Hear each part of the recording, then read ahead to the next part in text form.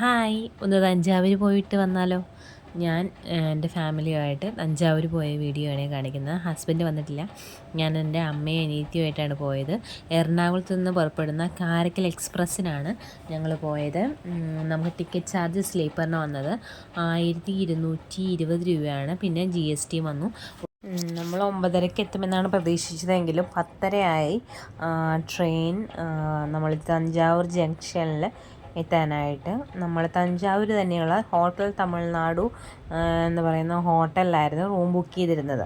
11 മണിക്കാണ് check in നമ്മൾ ചെയ്യേണ്ടത്. പിറ്റേ ദിവസം 2 മണിക്ക് നമ്മൾ ചെക്ക് ഔട്ട് ചെയ്യണമായിരുന്നു. ട്രെയിനകത്ത് കൊണ്ടുവരുന്ന ഓരോ സാധനങ്ങളാണ് ഈ കാണിക്കുന്നത്.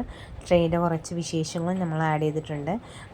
തഞ്ചാവൂർ ജംഗ്ഷനിൽ നമ്മൾ ഇറങ്ങിയ ശേഷം റെയിൽവേ സ്റ്റേഷനിൽ തന്നെയുള്ള പേ ആൻഡ് യൂസ് ബാത്റൂമിലും പല്ലൊക്കെ തേച്ച് അവിടെ പുറത്ത് റെയിൽവേ സ്റ്റേഷന് പുറത്തുള്ള ഒരു ഹോട്ടലിൽ നിന്നാണ് നമ്മൾ ബ്രേക്ക്ഫാസ്റ്റ് കഴിച്ചത്.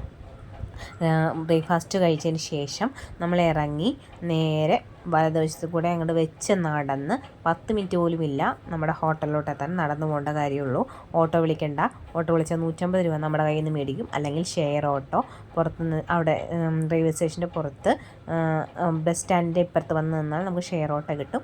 അതിൽ വിളിച്ച് പോകുന്നതാണ് ലാഭം. ഓട്ടോ വിളിച്ച് ഒരിക്കലും പോകേണ്ട കാര്യമില്ല. ഈ ഹോട്ടലാണ് ബുക്ക് ചെയ്യുന്നത് എങ്കിൽ നമ്മൾ മേക്കിംഗ് എ ട്രിപ്പ് നമ്മളിത് ബുക്ക് ചെയ്തത്.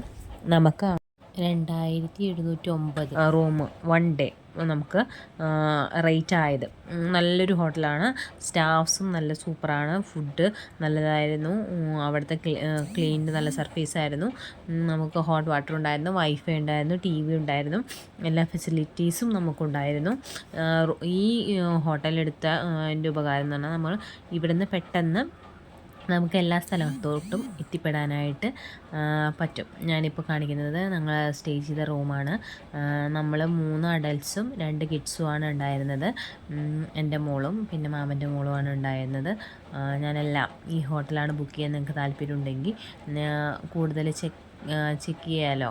അതുകൊണ്ടാണ് ഞാൻ ഇതിൻ്റെ വിഷ്വൽസും കൂടി ആഡ് ചെയ്യുന്നത്. എൻ്റെ മോളൊക്കെ അവിടെ നിന്ന് പൂര കളിയായിരുന്നു. ഈ കളിക്കണ സ്ലൈഡും ഊഞ്ഞാലൊക്കെ കണ്ടു കഴിഞ്ഞാൽ പിന്നെ അവളവിടെ നിന്ന് പോരത്തേയില്ല. നമ്മുടെ റൂമിൽ നിന്ന് ഇറങ്ങിയിട്ടുള്ള വ്യൂ ആണ്. ഇതാണ് നമ്മൾ കയറി വരുന്ന ഏരിയയാണ് ഈ കാണുന്നത്. ഞങ്ങളുടെ തഞ്ചാവൂർ ഡേയിൽ ആദ്യമായിട്ട് ഞങ്ങൾ ഫ്രഷപ്പൊക്കെ കഴിഞ്ഞ് ഞങ്ങൾ പോയത് സരസ്വതി മണ്ഡപം, ആർട്ട് ഗാലറി, മണിഗോപുരം, പിന്നെ തഞ്ചാവൂർ പെരിയ കോവിൽ ഞങ്ങൾ വൈകിട്ട് പോയിരുന്നു. അത് ഞങ്ങൾ അപ്രതീക്ഷിതമായിട്ടാണ് പോയത്. പെരിയ കോവിൽ കാണുന്നതിന് മുന്നേ രാജാജി ബേർഡ്സ് പാർക്ക് എന്ന് പറയുന്ന ഒരു പാർക്കിൽ ഞങ്ങൾ പോയി. ആദ്യം പോയത് സരസ്വതി മണ്ഡപമാണ്. അവിടെ ചെന്നപ്പോൾ നമ്മുടെ തഞ്ചാവൂരിൻ്റെ ടൂറിസം വികസിപ്പിക്കുന്നതിന് വേണ്ടിയിട്ട് കളക്ടർ പ്രദർശിപ്പിക്കുന്ന ഒരു വീഡിയോയും നമ്മൾ കണ്ടിരുന്നു. പക്ഷേ അവിടെ ഫോൺ അലൗഡ് അല്ലായിരുന്നു. ആർട്ട് ഗാലറിയിലെ വീഡിയോസാണ് നമ്മളിപ്പോൾ കാണുന്നത്. അവിടുത്തെ ചരിത്രവും അന്ന് പണ്ട് രാജാക്കന്മാർ ഉപയോഗിച്ചിരുന്ന സാധനങ്ങളും അവിടുത്തെ ചിത്രപ്പണികളൊക്കെ കൂടുതലും കാണാനുണ്ടായിരുന്നു. നല്ലൊരു വ്യൂ ആണ്. നമുക്ക് തഞ്ചാവൂർ പോയി കഴിഞ്ഞ് കഴിഞ്ഞാൽ നമുക്ക് മടുപ്പ് തോന്നാത്തൊരിതാണ്. പിന്നെ തഞ്ചാവൂരിൻ്റെ ഫേമസ് ആയിട്ടുള്ള ബൊമ്മകളാണ് ഈ കാണുന്നത്. പിന്നെ നമ്മൾ പോയത് രാജാജി ബേർഡ്സ് പാർക്കിലാണ്. പിള്ളേർക്ക് കൂടുതലായിട്ടും എൻജോയ് ചെയ്യാൻ പറ്റുന്ന രീതിയിലുള്ള ഒരു പാർക്കാണ്. കിഡ്സിന് ഒരു ലെവൽ വെച്ചിട്ടുണ്ട് പൊക്കം. ആ പൊക്കത്തിന് മുകളിലുള്ള എല്ലാ പിള്ളേർക്കും 150 രൂപ വെച്ച് അവർ വാങ്ങുന്നുണ്ട്. അതൊരു കത്തിയായിട്ട് എനിക്ക് തോന്നി. കാരണം പിള്ളേർക്കെങ്കിലും ഫ്രീ കൊടുക്കാമായിരുന്നു. കാരണം 150 രൂപ വെച്ചാണ് അവർ ഈടാക്കുന്നത്. അത് കാണാനുണ്ട്. പിള്ളേർക്ക് നല്ലപോലെ എൻജോയ് ചെയ്യാനുള്ള ഇതുണ്ട്. അപ്പോൾ അതുകൊണ്ട് പിള്ളേരുടെ കാശ് അവർ മേടിക്കും. പിന്നെ രണ്ടാമതൊരു പ്രാവാണ്. പിന്നെ കുറേ വലിയ തത്ത. ആ തത്തേനെ പറയണത് എന്താണെന്ന് എനിക്ക് കൃത്യമായിട്ടറിയില്ല. തത്തകളും ഇങ്ങനെ ലവ് ബേർഡ്സിനൊക്കെ നമുക്ക് തീറ്റ കൊടുക്കാനുള്ള ഏരിയയൊക്കെ ഉണ്ടായിരുന്നു. അതൊക്കെ എൻ്റെ മോൾക്കും മാമൻ്റെ മോൾക്കും ഒക്കെ ഭയങ്കര ആയിട്ട് ഇഷ്ടപ്പെട്ടു.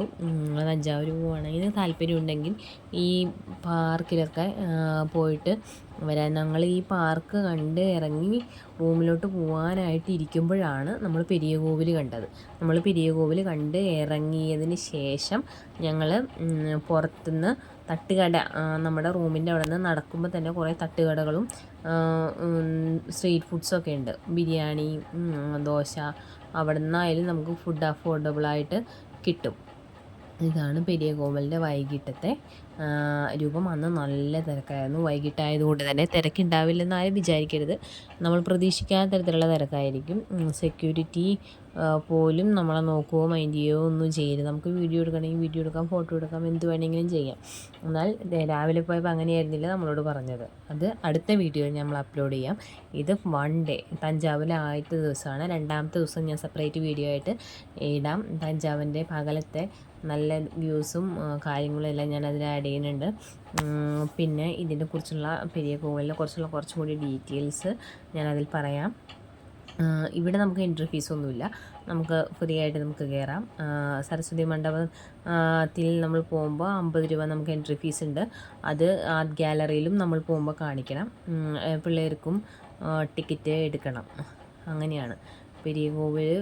അത് പോയി എക്സ്പീരിയൻസ് ചെയ്യേണ്ട ഒരു സ്ഥലം തന്നെയാണ്. അത്ര നല്ല ഇത്രയും കലാകാരന്മാരുടെ ഒരു വർക്കാണല്ലോ നമ്മൾ കാണാതെ പോകുന്നത്. നമ്മൾ ഒരൊറ്റ ജീവിതമല്ലേ ഉള്ളൂ, അത് കണ്ട് തീർക്കുക തന്നെ വേണം. അത് നമ്മളൊരിക്കലും മിസ് ചെയ്യരുത്. രാത്രി കാണുന്ന വ്യൂ അല്ല പകൽ. അപ്പോൾ അടുത്ത വീഡിയോ കാണാം.